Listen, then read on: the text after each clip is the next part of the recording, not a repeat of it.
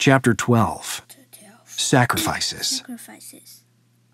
Gus scrambled up the steps on all fours as Hank came running down. Gus scrambled up the steps on all fours as Hank came running down. "Turn around!" Gus shouted over the explosion of energy from behind him. "Turn around!" Gus shouted over the explosion of energy from behind him. "What's going on?" Hank shouted back. "What's going on?" Hank shouted back. "The witch!" Gus said. "It's not the mayor!" "The witch," Gus said. "It's not the mayor." They ran to the top. They ran to the top. Together they pounded on the door.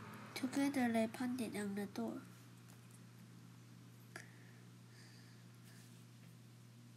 "But it has to be her," Hank said. "But it had to be her," Hank said. "Who else could she be?" "Who else could she be?" "She's the real mayor," "She's the real mayor," Gus shouted. "Her ancestor was the mayor too. Her ancestor was the mayor too. The one who saved the town from the witch. The one who saved the town from the witch. Remember the story?" Remember the story? Hank stared at him. Stare at him. "And now Mayor Vertiger is doing the same thing," Gus said. "And now Mayor Vertiger is doing the same thing," Gus said. "She's trying to save the town from the witch." "She's trying to save the town from the witch." Hank looked over his shoulder down the steps into the bright red light of the cellar. Hank looked over his shoulder, down the steps, into the bright red light of the cellar. The light was brighter now, like it was moving toward them. The light was brighter now, like it was moving toward them. "She's coming," he said. Gus pounded harder on the door. Gus pounded harder on the door. "Let us out," he cried. "Please, "Let us out," he cried. let us out. "Please, let us out. We're not your enemies." We are not your enemies." The high-heeled boots clipped and clopped just outside the door and stopped. The high-heeled boots clipped and clopped just outside the door and stopped. "We can hear you out there," Gus said. "We can hear you out there," Gus said. He pressed his face against the cold metal door. He pressed his face against the cold metal door. "Please, open the door. She's almost here. We "She's almost here. We can escape." can escape." "I'm sorry," the mayor said through the door. "I'm sorry," the mayor said through the door. Gus thought she did sound sorry.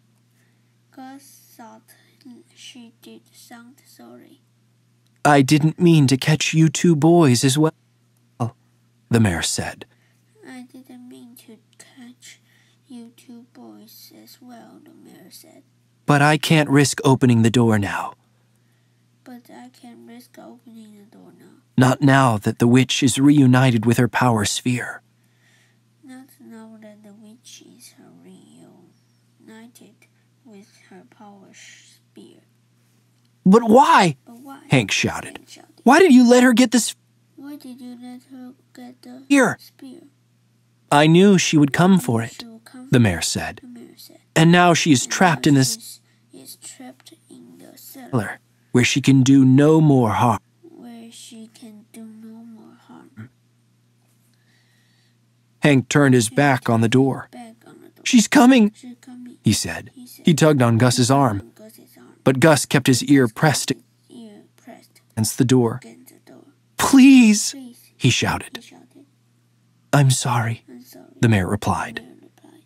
"If it makes you feel any better, "If it makes you feel any better, you too will be the witch's you will be the witch's last victims. victims." You're doing a great service for Raven's Pass." Raven's Pass. They heard the clip-clop The click-clop of her high-heeled boots as she walked away from the door.